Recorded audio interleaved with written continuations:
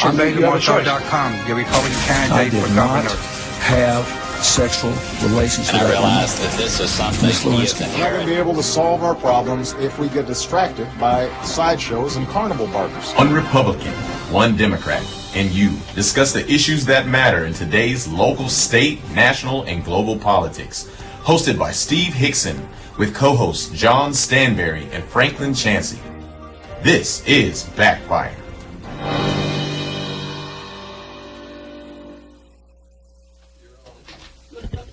Good morning, Cleveland. Welcome to another edition of Backfire with, of course, myself, Steve Dobalt Hickson, John Stanberry, Franklin Chansey. Glad to be with you this morning. And our chief engineer, Daniel Brantley. Don't let me forget him. Although you ran him off, apparently. Even though he's gone to get our Just went headset. fleeing in terror. Anyway, I've been gone for a couple of weeks, and I'm back in action today, and I just wanted to say that there's been a lot of news building while I've been gone, so there's a lot of things we can talk about. But Bank of Cleveland celebrated their 30th anniversary. I was there that day it started, so I know all about that. 30 years. That's quite an accomplishment these days. Seems like a long time ago, but when you're my age, it was just yesterday. Oh, my goodness.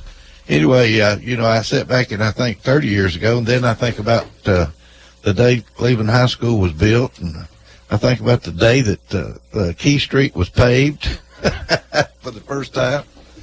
I do remember that. I've seen a lot about Cleveland. I remember when the interstate was dirt up there going to Knoxville. Wasn't complete. Oh, yeah. I remember when they finally got it up to Cleveland, and then it was dead in there and just seemed to be dead in there for several years. Lisa grew up on Robin Hood Drive, went right up to it, and I used to ride their bikes on the, dirt where they had graded it in, ride and play up there.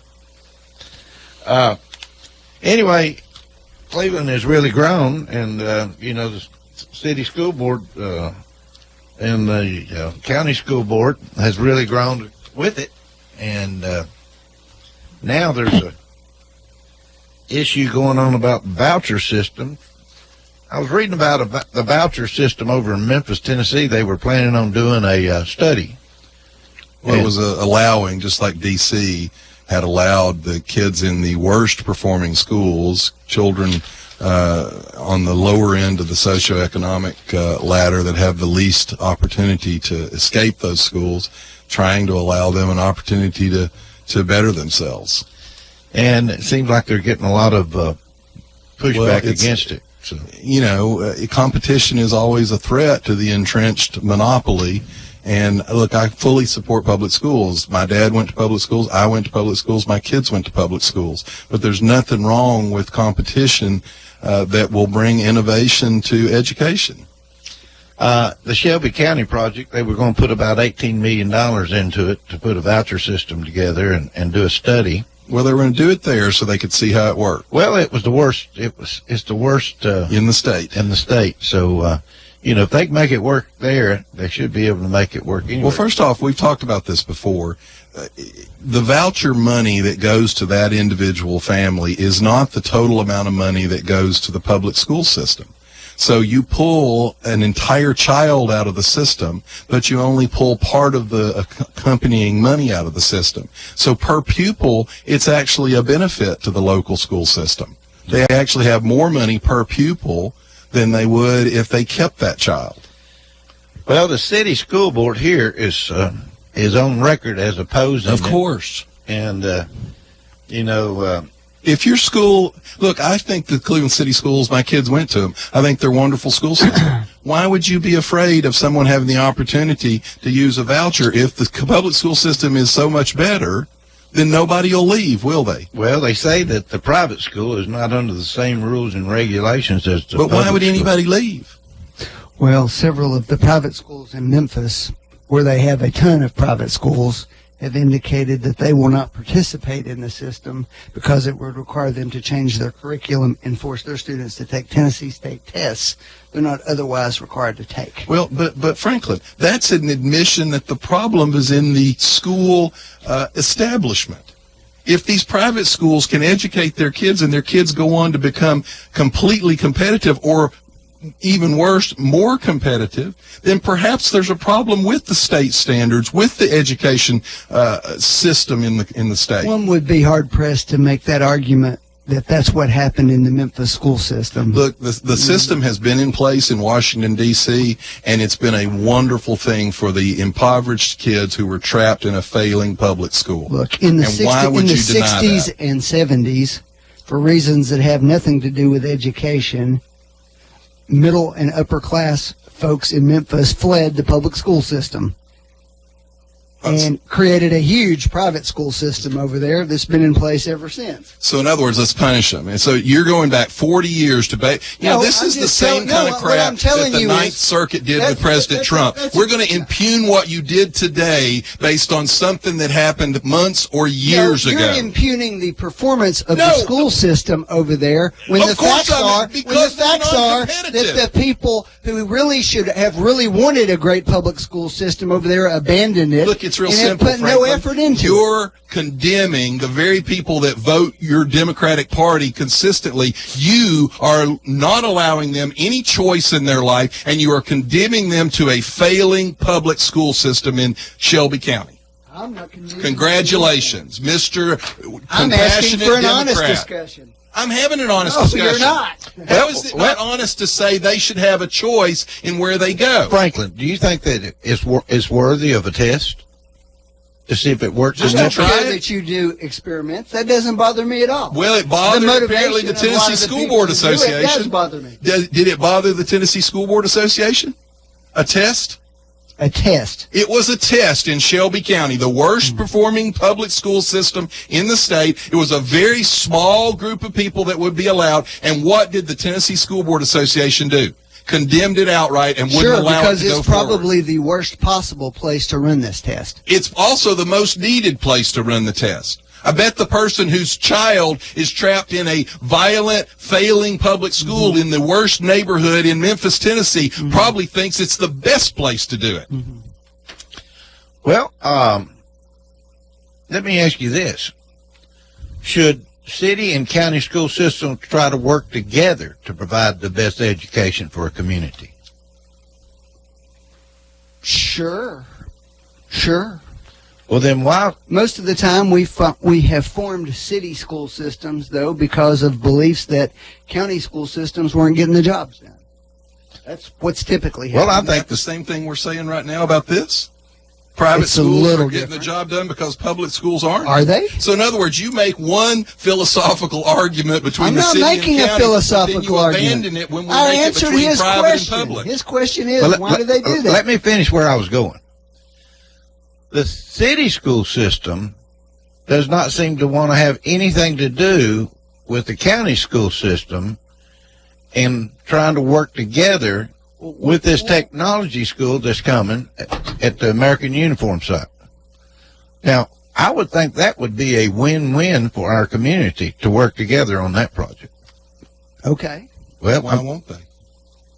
It's all about they the disagree. kids. They disagree about the funding. Look, Franklin, that's the issue. When they were citing Mayfield School, there were city school board members that were pushing for it to be sited closer to Michigan Avenue because Michigan Avenue had such a good population of students, they could pull some of those students out to the new Mayfield. Now think about that for a minute. If you're completely committed just to children and their education, why would you purposefully try to disrupt and admitted one of the best school populated county schools in the region simply so you could pull them into yours? That in and of itself it shows that it's not about the kids, it's about a competition, it's about placement, it's about you just said competition's good, John. They don't have any competition, Franklin. They have none. Oh, there's competition between the city and county. Well, there clearly is. Let me get into this just a little more in depth. I went to the city-county joint meeting the other day just to listen and watch the presentation on this new tech school that being proposed at American Uniform. Now, they were talking about a school somewhere down in Georgia that basically there's a business been put around it and nothing but high school kids are working in it, and it's been a very successful business. It's some kind of a wire industry or something. And that's been a great deal. With this school, they've got private enterprises that are interested in being a part of it. One company is wanting to lease a part of the building to bring in heavy equipment operations and teach this and have it taught there and some. But anyway, there's some private money. There's some private money going to be coming in there. There's going to be a lot of community activity that's going to be part of this to make it a success. And what I think is going to happen is you're going to have kids that have to make a decision which school system they're going to go to.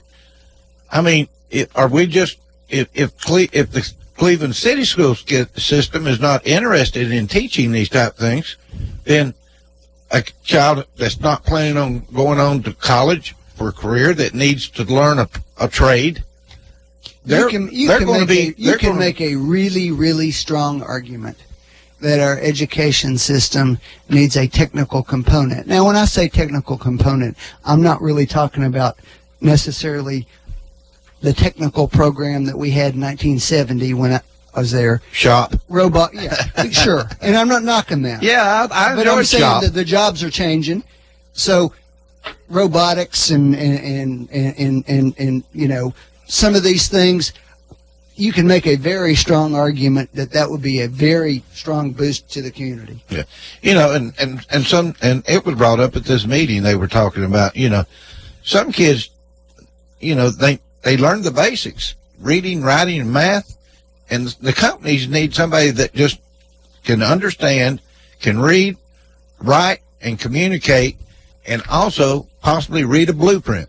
Mm-hmm. And that's all they need. Look, the city is not, it's not that they're not interested in training the kids that, it's that they don't, apparently to them, money is unlimited. So cooperating with the county in order to have one facility that would save the taxpayer money is not a priority.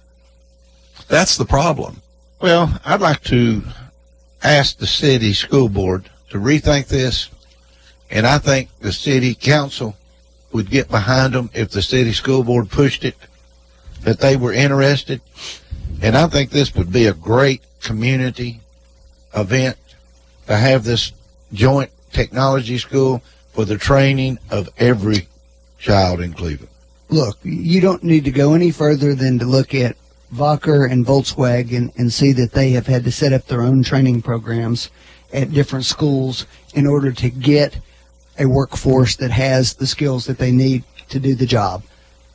Clearly there's a need there, and hopefully there is a way to do it.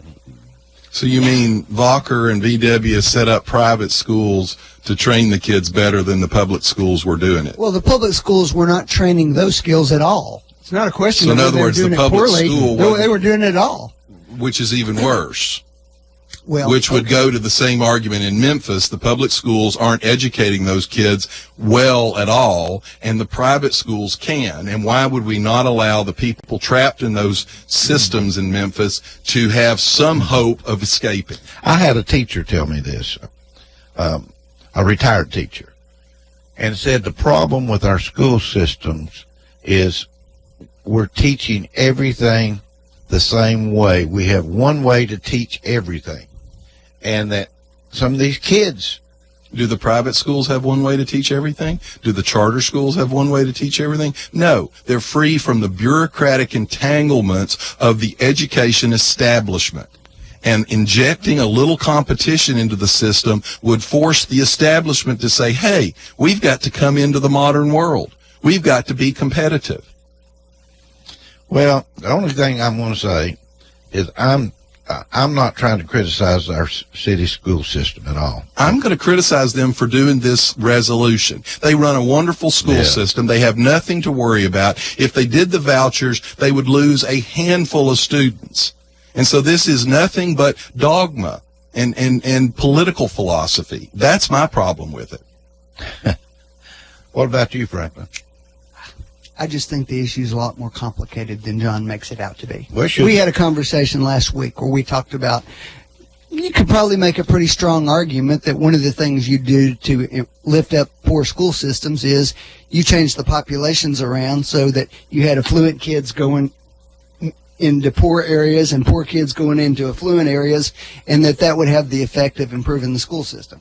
Well, Memphis being a perfect example, you've got just the opposite of that. Because you have this large, entrenched private school system, all those folks, none of those kids go to public schools. So all the public school students are going to, by definition, to poorer schools. Right. So I'm just saying that's clearly what happened there. All right, Franklin, let's break down what you just said, because last week you were discussing the possibility of the government forcibly socioeconomically integrating the schools, and yet you're opposed to allowing that same socioeconomic integration to occur on a private basis. If we gave vouchers, those poor children in those bad public schools would be able to go to some of the very private schools you're saying that the wealthier people left the public schools for. You would actually get the same integration you're talking about without the strong arm of the government. Would you? Why do you reach that conclusion? Because parents want the best for their kids, and if you so give them those the other parents couldn't just move their kids, then, right? Well, they could, they could, but I don't think they would. Why not? Why would you? They did before. Why not now? They didn't leave those children, Franklin. They left the failing school. They left the failing school. They didn't leave the children there. They left the failing school. Unless, of course, you just believe everybody is inherently racist. No, which I guess is a Democratic position. I have faith in people that that's not the case.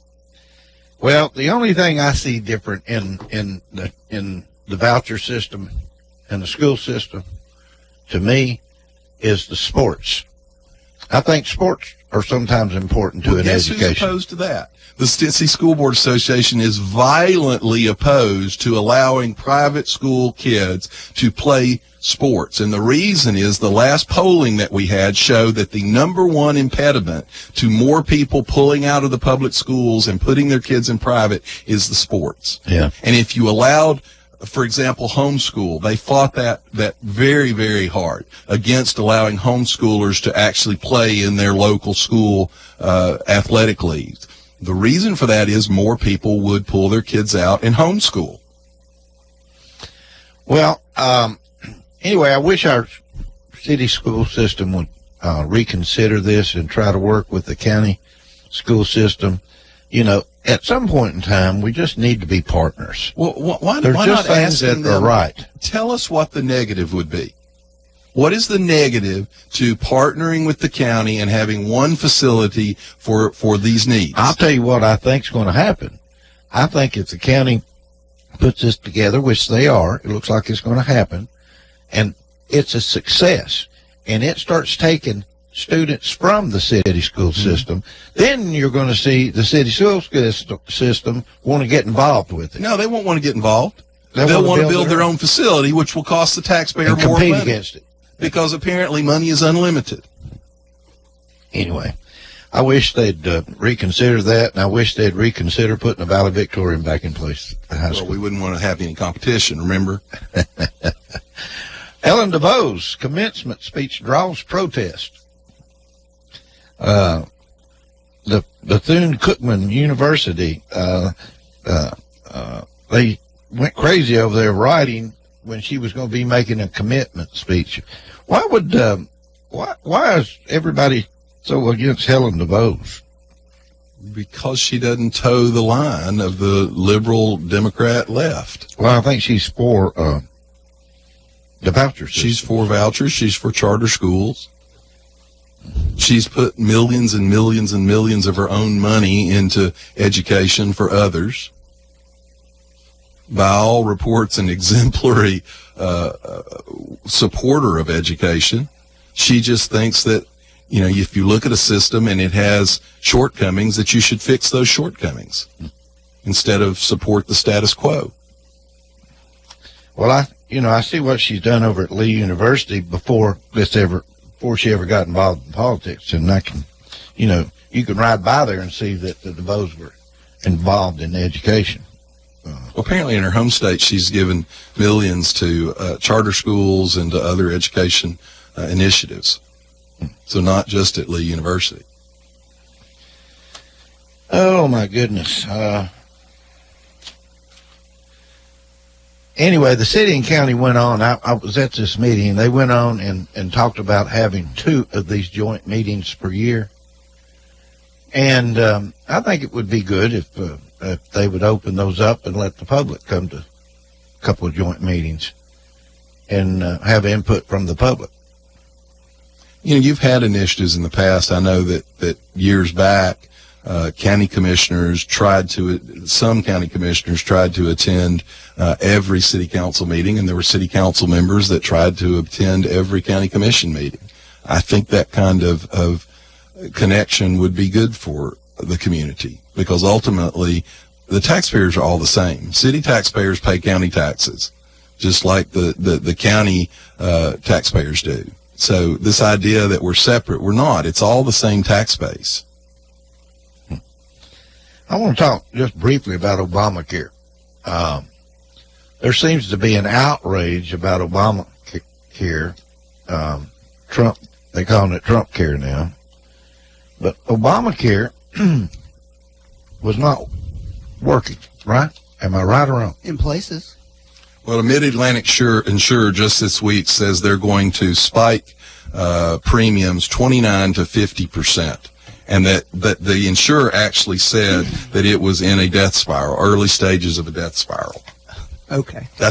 Well, Franklin, that's the largest insurer in the Mid-Atlantic region, warned Thursday that the Affordable Care Act marketplaces were in early stages of a death spiral, a statement that came as the company announced its request for massive double-digit premium increases for next year. You can okay that all you want. It's the truth. What's going to happen to this in the Senate now? If something comes out at all, it's going to be dramatically different from the bill that the House passed. And the bill that the House passed. Look, what changed? It's fine. It's for John to make that argument he just made. Okay, I expect it's not him. An argument, it's No. I expect him to truthfully acknowledge what virtually every healthcare expert is saying. What? That the bill that just came out of the House would double down on that problem. There's no question about it. Well, your insurance would skyrocket. That's actually what makes you think that, Frank? Because that's what. Because I hear the left-wing liberals yelling. Because the caps on what the insurance company can charge because of age are lifted in it, and so they can now go back to doing what they were doing before. You mean actually figuring risk and return? Yeah. Actually running a successful business. Right. And Franklin, if you were, hold on, and if you were making like $25,000 a year, because of the change in the subsidies involved, your premium would be about $9,000 a year. Huge amount out of pocket, more than you're getting now. Now you can criticize Obamacare, and it's fair, it's fine, because there are things about it that are fair to criticize. But don't come to me and tell me that this bill is going to save people money, when in fact everybody who's looked at it has said just the opposite. There's no savings in it. There are some tax breaks in it, but for most people they're not going to be affected by that. Well, first off, Paul Ryan just this week said that the Senate bill had to fix some things in the House bill. So this is the Speaker of the House saying there are some problems that have to be fixed. That's actually, if you remember when we grew up, Franklin, how a bill becomes law. We're not done with this. It passed the House. It has to come through the Senate. The Senate will modify it. Then they'll have to go to conference, and they'll have to work on that. The fact of the matter, though, is, Franklin, when you talk about these older people that are going to have a spike in their premium, that's because you spiked the premium of all the younger people 4 years ago to cover those older people. Now, this is the socialist. Subsidies are lower. This is the socialist legacy of Barack Obama. He has fundamentally changed people's perception of what health care should be. So, for example, the pre-existing condition. that's fundamentally at odds with the whole concept of insurance. But the American public has accepted that it should just be, that's the bottom of it. So with that as the bottom, when you have to accept that, it completely changes the way insurance even functions. We've discussed in the car market, you couldn't have force the companies to accept pre-existing conditions. No one would have car insurance. They'd have a wreck, they'd go to the insurance and say, you by law have to accept my broken car and fix it. So the problem here is Obama has successfully moved us towards socialized single-payer health care. And I personally, I'm going to tell you, 20 years from now, 30 years from now, when we look back, we will lament the health care that we have then, because you will not have the innovation, you will not have the kind of health care that we have now.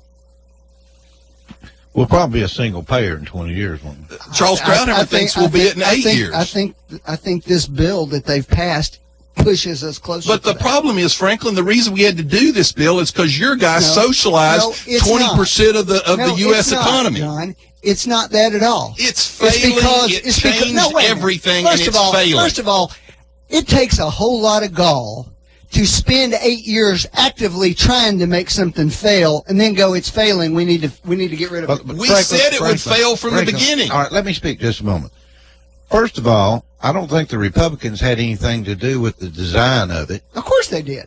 They did? We had nothing to do with the design of it. I thought we were locked out of the room. Anyway, we didn't have there was a any whole lot more you have to analysis pass that went the into bill before you Obamacare can read than the this. bill. Wait a minute, I'm not finished yet. Quit yelling at each other. Really? Yes. You never said that before. I know, I'm trying to say something. All right, a working guy works 60 hours a week. Mm-hmm. What's his insurance right now? His insurance cost is through the roof. Okay? Mm-hmm. He's having to pay through the roof. Then, if anything happens to him, mm-hmm. he's got to pay a huge deductible, which is through the roof. Which means he doesn't actually have insurance. So which means he doesn't have insurance. Unless he has a catastrophic problem, in which case now he can't get dumped off of his insurance. And if he changes coverages, the new company can't say, we're not taking you. And actually, Franklin, all the hysteria on the left, this new bill doesn't do away with coverage for pre-existing. 45 it states. Effectively does. It does not, Franklin. Yeah, it does. Even the liberal Washington Post gave that a 4 Pinocchios. You want me to read it to you? This is the Washington Post. If by that what you mean is, John, that if you have a 60-day gap in coverage, that you can't be barred then. Well, first off, Franklin, did you know that 45 states already have laws not allowing or forcing coverage of pre-existing conditions? 45 states on their books have that in place. So in 45 states, you can't do that. In the 5 remaining states, you have to have all kinds of steps that have to take place before that happens. So this is nothing but scare tactics on your side to try and ensure that we get socialized medicine. Okay, John. All right, I want to change the subject just like that. And then we're going to have to take a... By the way, do you know how many people in Obamacare were enrolled in pre-existing condition insurance plan? How many? 115,000. So out of 350 million people in the country, only 115,000 were enrolled in that part of the plan. But that's what his side is screaming is going to be a total disaster. Everybody's enrolled in that part of the plan. That's one of the most ridiculous things you've ever said. 150,000 people Every single person is it. Well, first off, every single person is enrolled in maternity care, even the men, even the 70-year-old widows. One thing this plan will do is it will allow each state to tailor less expensive plans that people would actually be able to choose from. All right. But as you've heard on other issues, Franklin and the social progressive Democrats don't want you to have any choices. Cost control is the only way to get to the bottom of health care. Okay. Well, how are you going to do that? How's Mr. Free Market over here going to do that? How about putting a sign up when you walk in a place how much something costs? Okay. That's not cost control. Everybody would agree with that. That's called transparency. And I completely support transparency. I don't support cost controls. Cost controls is when the government says you will only charge X amount. By the way, since all of this wonderful Obamacare stuff has happened, the number of new drugs in the drug pipeline has plummeted close to 50%. I was watching a little special the other day, and they were talking about, it was a doctor on there, and was talking about you cannot believe anything you read in a medical journal anymore. That all these drug manufacturers are influenced. All the articles in these magazines are influenced from the drug manufacturers. Well, they are, but they're also influenced by the government. It all depends on who pays for your study. If the government pays for your study, you're going to find what the government wants you to find. If the drug company pays for your study, you're probably going to find what they want you to find. And I'll tell you something that was very interesting to me. This doctor said this.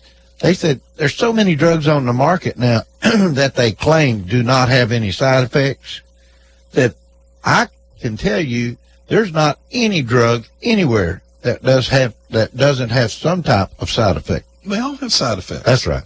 But they're trying to say they don't.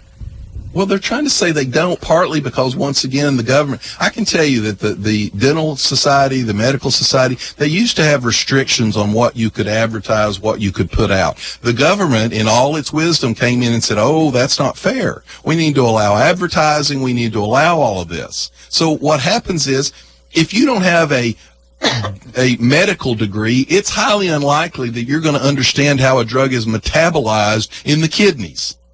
So these drug companies advertise and they make this rosy picture, but then you got the lawyers on the other hand going, we're going to sue you for any side effect that you had. It's just a mess. And the problem is the mess was created by the government to begin with.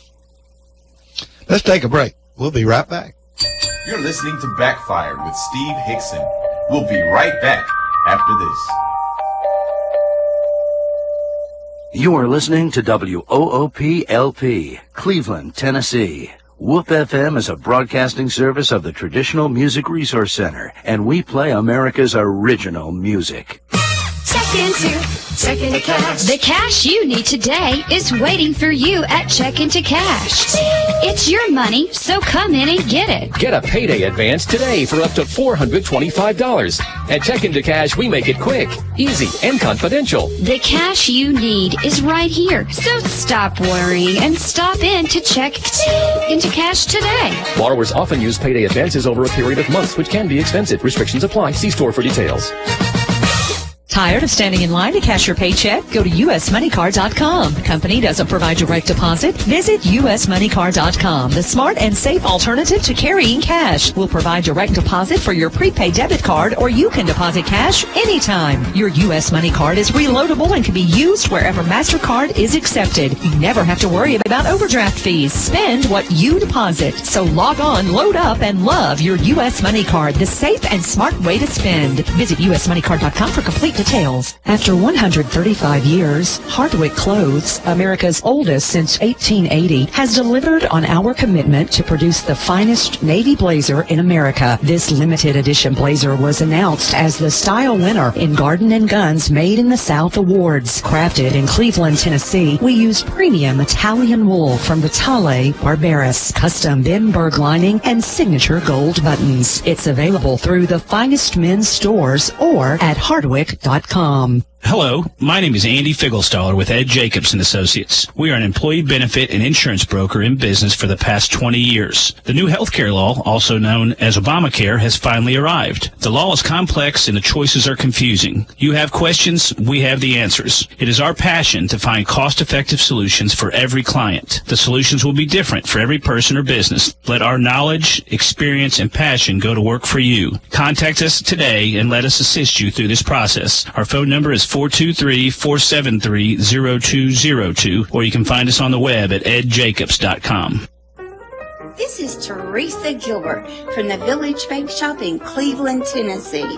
Do you have a birthday, wedding, or anniversary coming up and want that perfect cake? Need some donuts to sweeten up your coworkers? Want to surprise your sweet thing with a bag of cookies? Then come on over to the Village Bake Shop. Family operated since 1961, the Village Bake Shop is your first and last stop for fresh baked baked goods that will feed your sweet tooth.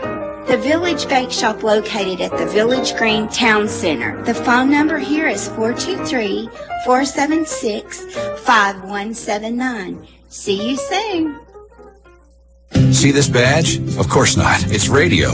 It says Trained Comfort Specialist. It means we're expert technicians and as reliable as the trained systems we install, keeping your winters cozy and summers cool. And when you do see this badge, you'll immediately feel more comfortable. Ready to indulge in Trained Comfort? Call a Trained Comfort Specialist at Mechanical Systems, 336-5739. High-quality service and installation for more than 30 years. It's hard to stop a Trained Comfort Specialist. No dealers allowed. Jackson Catnapper, family owned and operated in Cleveland since 1933, offering the best with over 70 styles of recliners, sofas, electronic lift chairs, full living room packages. Call Mike now at 961-7239 because Jackson Catnapper now offers sales to the public every Saturday. That's right, every Saturday. From 8 in the morning to 1 in the afternoon. Or call Mike at 961-7239. Or go see him every Saturday at 1911 King Edward Avenue, just across from the main plant. Jackson Catnapper, family owned and operated in Cleveland since 1933. 961-7239. No dealers allowed. You're listening to Backfire with Steve Hickson on Whoop FM. Call 423-614-5553 to join in on the conversation. Now, back to Backfire. All right, we're back in here again. Everybody's calm and casual, ready to go for round two. I want to bring this subject up. What's going on with Fox News right now, John? You know, the culture of the country has changed, and I think they had some people in there that probably were, 40 years ago, their behavior was probably commonplace all across the spectrum of business, and today it's not acceptable to make sexual innuendos or jokes, unless you're a Democrat. So, Bill O'Reilly, who all's been fired? The executive vice president. The president, was Ailes labeled as president? Well, Ailes was, I guess, the president of the Whatever Fox his title News was. division. He started. Bill Shine, the news director, who became the president. After Ailes left. Now, Shine, let me qualify. Shine, I don't think is leaving because of any accusations against him. Oh, there are accusations against him too? Yes, there are. And then Bill O'Reilly, and then you had the case involving the journalist who was on, what's her name? The blonde lady who was on Gretchen Carlson. Gretchen Carlson. So,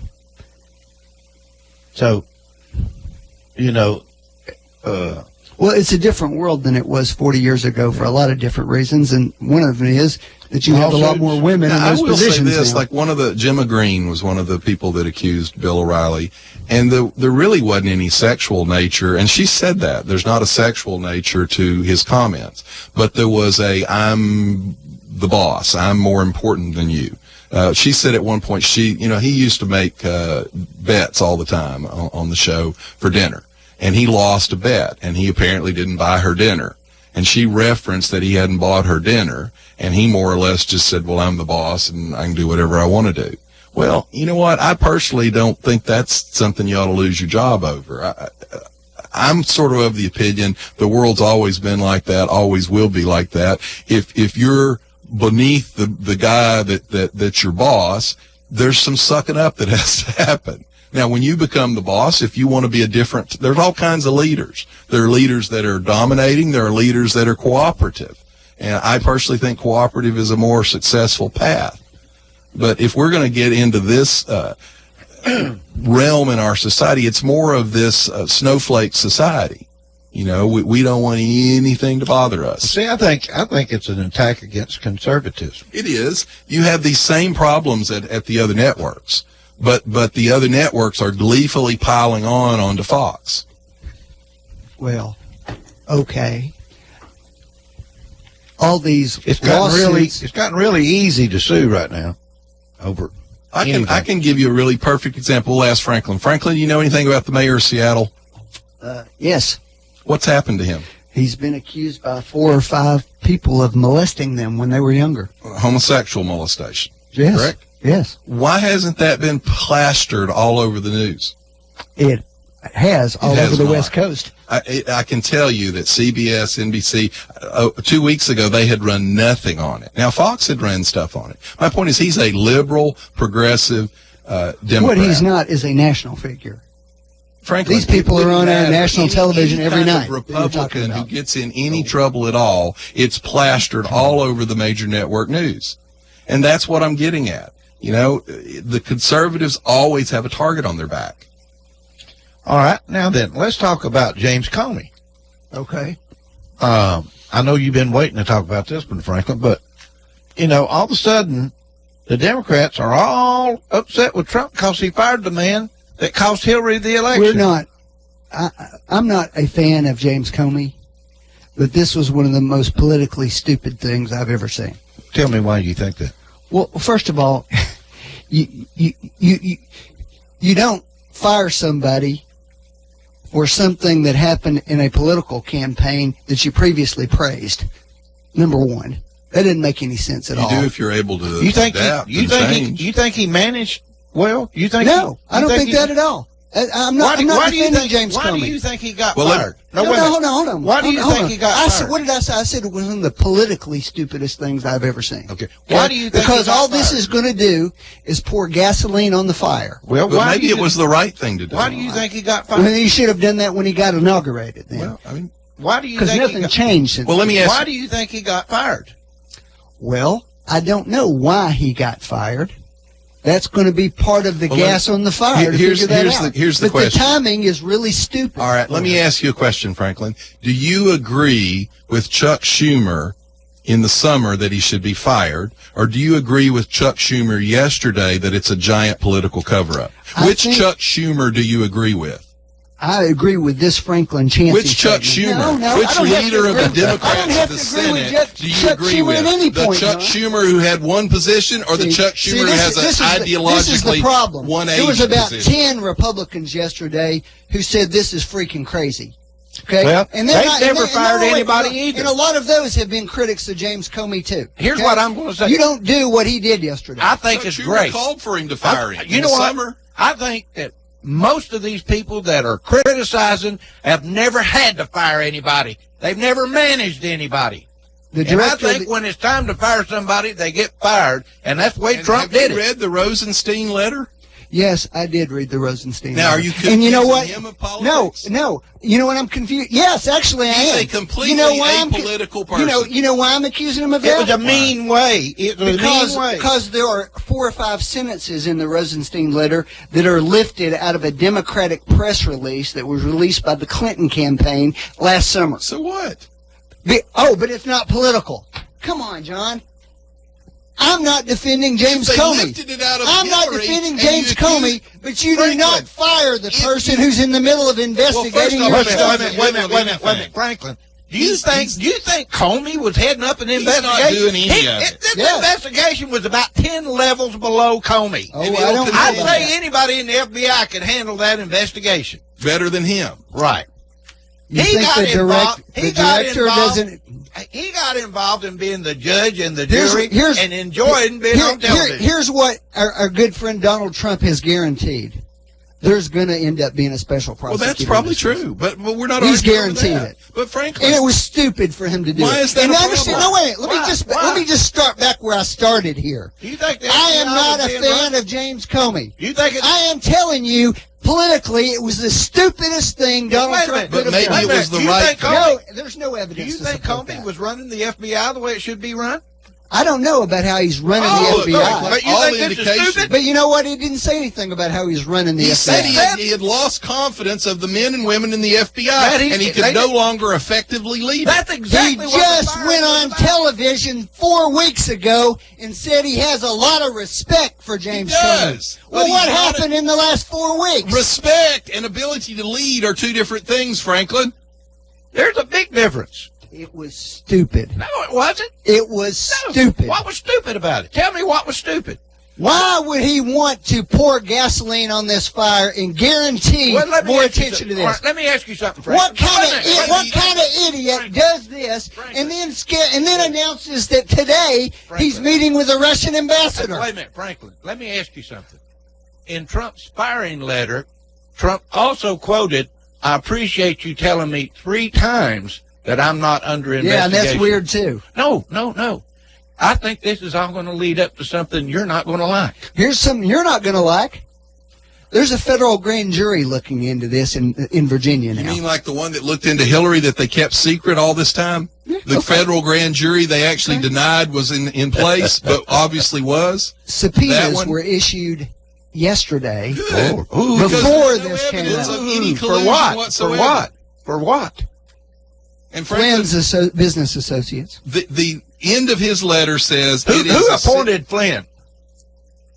President appointed Obama. him? Huh? President Obama. Who fired him? President Obama. By the way, who didn't remove his security clearance? No, President that's Obama. not true. That John. is true. No, John, it's not true. He maintained Y'all his say security this clearance. stuff because of his role in the Trump campaign. No, and there's a law retained that allows him it. to do this. He was let go in 2012, and Obama never requested that his security clearance be removed, and it wasn't. So your guy left him in place with his security clearance. Why do you think Comey was fired? Do you think there was a reason? It certainly appears to be retribution for him contradicting the president on this surveillance issue. That's the way it looks. Whether that's true or not, I don't know. So you think that Trump was wrong in firing him? I think it was wrong for him to do it now. He could have done it easily when he took office. You're wrong, because you know what you all would have said if he'd done it then? The same thing. And by the way, all indications are Hillary Clinton would have fired him as soon as she took office. As I just said, when somebody took office, they could have done that. In fact, they probably could have avoided the whole thing and sent him a message that said, "We're not pleased with the direction you're going." And my guess is he would have resigned. Do you think Comey cost Hillary the election? I think he affected the election. Whether he cost it, we'll never know. You want to hear Marsha Blackburn? Here's what I do know. Are you going to read Hillary's book about it? Here's what I do know. Here's what I know. Okay. The day before his last press conference, where he announced that we're reopening the investigation in the major states that were at issue here, she had a 6-point lead, and 1 week later she had a 1-point lead. Did it affect it? I don't know. Well, did she lie about anything? She may have. Franklin, that's a separate question. Let me ask you a question, I didn't say Franklin. anything. I'm not defending. You don't think that I am affected not the here election? defending James Look, Stoney. here's I'm not the here problem. criticizing him. Ultimately- I am just telling you the president screwed up for himself yesterday. I think he's Here's great. the deal. I love it. I think he's got I'm more glad character. you do. He's got more character than any president we've had in a long time. He's got character. That's He for knows sure. how to hold and fold. But I will tell you this. You're going to be listening to this issue for the next 18 Let months. me tell you something, Franklin. We're going to be listening to the libs whine and cry until there's another election. Here's what I also know. The inspector. The inspector. Well, what about the conservatives who are saying this yesterday? What's their reason? What's their reason? What's their reason for saying it makes no sense? Because it's all a political game. It's all a political game, and I think Comey was probably the first victim of the swamp being drained, and I'm proud for Trump. Okay. All right. Look, Marsha Blackburn on Sunday was on, and she was asked by Jake Tapper if it made her happy to see Clinton continue to blame FBI Director Comey and WikiLeaks for her loss. Marsha gave a wonderful response. Her response was, "I think as a woman who is in elective office, it is disappointing to me. She has the opportunity to role model graciousness, but she is choosing to live and stew in bitterness and to blame somebody else. Throughout my career, I've seen over and over again, eventually you say, this didn't work, or I didn't win, or I'm sorry, and you move on. She is missing a great opportunity by not doing that." That's a accurate, wonderful statement on Hillary Clinton and what she's continuing to do to this nation. When you get pulled over for speeding, the police officer writing you the ticket is not to blame for you getting the ticket. The fact that you made the decision to break the law is to blame. Hillary Clinton is solely to blame for her predicament. Do you think Huma Abedin is guilty of anything, Franklin? I don't know. Well, she sent, 30,000 emails to her? No, turns out to have been false. Actually, here's interesting. And I'm personally more supportive of Comey being fired over that. He last week couldn't even get his testimony straight about what Huma Abedin did. He said it was thousands, and he said it was on a regular basis. Now, it turns out it was apparently dozens, and it was one or two times, a handful of times. Let me start this all over again for the fourth time. Incompetent, Frank. For the fourth time. The Independent Inspector General's office has been conducting an investigation of Comey's handling of the Clinton email thing. Okay? And their results were supposed to be released sometime late this year. Okay? And their report might have been critical of Comey. And when that report came out, then I think Donald Trump would have had ammunition to do this. I think Donald Trump could have fired James Comey when he took office and been able to do it. But he would have still been criticized by your side. So there's a perfect time. I don't care about that. That's a separate issue. But you're arguing two sides of the coin, Franklin. You just said that it was a bad political move, which means maybe it was the right thing to do, and he didn't care about the politics. It was the right thing to do, and he didn't care. First of all, I don't accept the premise that liberals would have been all up in arms over Comey being fired when Trump took office. They would have. I don't know why. They're going to be up in arms about anything Trump does. Let me point out. Second of all, they're going to be in arms about him blowing his birthday candles out. That we treat the director of the FBI a little differently in this nation. We always have. And his terms are much longer than other people to try to remove them from the political process as much as possible. Franklin. Right? It's not that a president can't do it. It's that it ought to rarely be done. Franklin, when you say that... Hold on. Let him finish. It's entirely possible that circumstances could have arisen that would make it an appropriate thing to do. When he did it now was politically stupid, and you know it was, John. I don't think but Franklin, that supports the case that it was done out of principle. That actually supports the case it was done out of principle. It's equally plausible it was done for revenge. It is equally plausible that it's done as part of a cover-up. If Trump you don't know if Trump didn't want to upset the liberals, should he have waited? Well, the point here is it's not just the liberals. Franklin, no, it's not just the liberals. Franklin, there's a lot of the conservatives. How long should he have allowed ineffective leadership at the most important investigative body in this country? In business, how long? You get to the bottom so you're actually advocating for him to allow ineffective leadership in order for political cover. Drain the swamp. And by the way, when you say that they wouldn't have attacked him, let me just remind you, Christy Teigen says he should pay for her crown because he's making her grind her teeth. Sarah Silverman says that her body is breaking down with fear and rage. He's causing Barbara Streisand to gain weight. He's causing Lena Dunham to lose weight.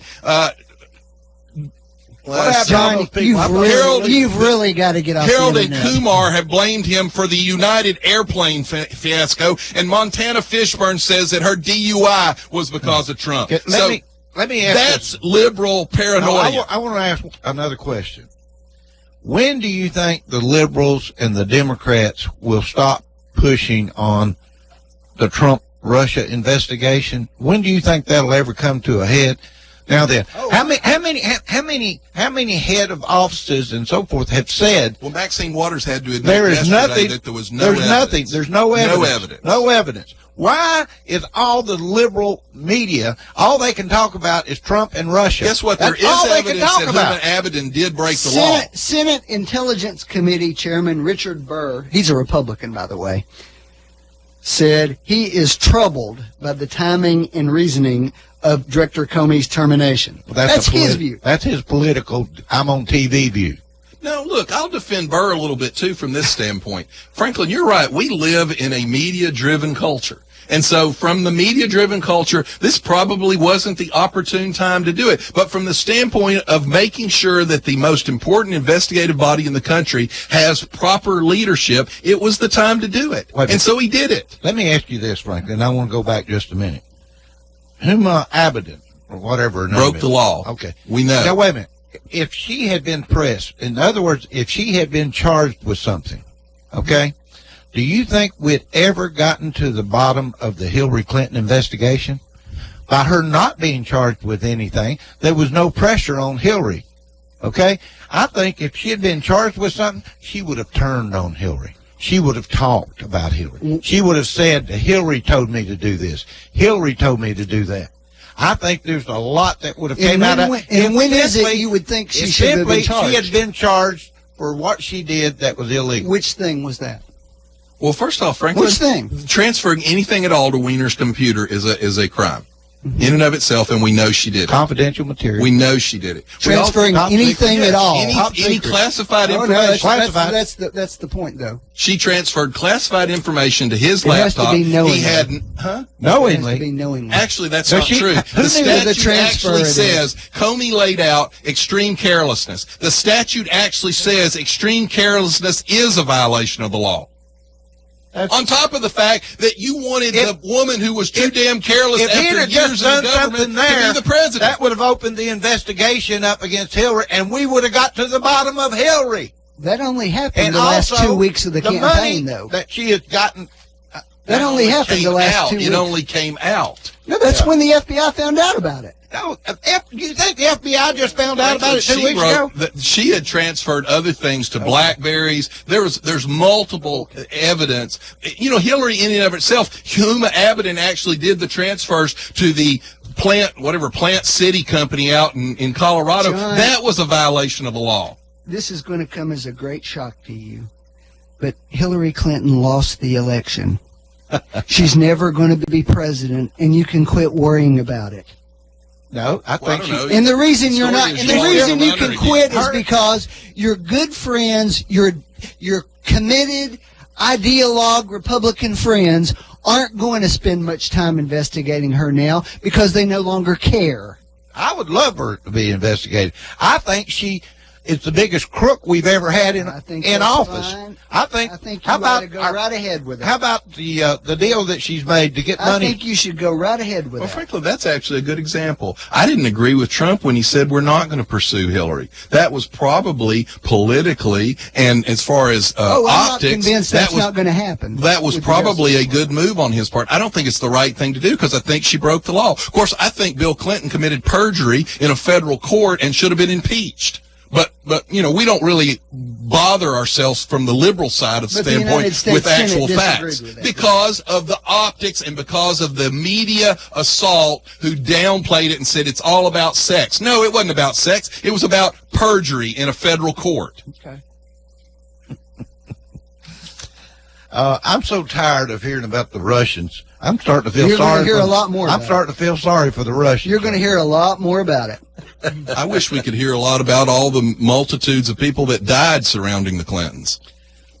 What do you think is going to come out of Megyn Kelly's interview with Putin?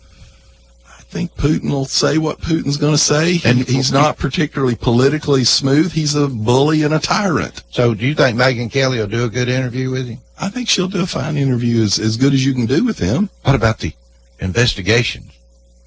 Well, I think we ought to investigate her for talking to him. Apparently, if you talk to a Russian, you're a spy and should be investigated. Well, particularly if you lie about it. Yeah. Should we build a wall or not? Campaign? Last question. Should we build the wall or not? Huh? Should we build the wall or not? Last question. Well, there's big chunks of the Southwest where the property owners there are opposed to it.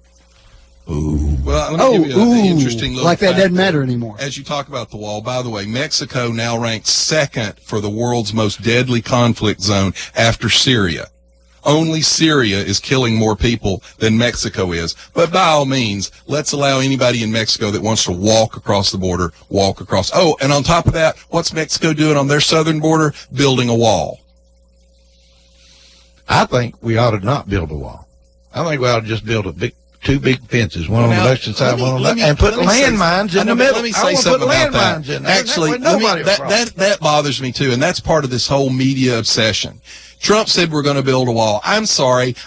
Maybe I'm dumb or maybe I'm smart, but I didn't think that meant an actual brick and mortar wall along what I thought it meant was an impediment to crossing the border. And in some places it may be a wall, in some places it may be a mountain that's already there. Yes. So this idea that, if he doesn't build an actual brick and mortar wall the entire length, he's broken his promise, that's just BS. I understand. How about he's just broken his promise if he asks U.S. taxpayers to pay for it?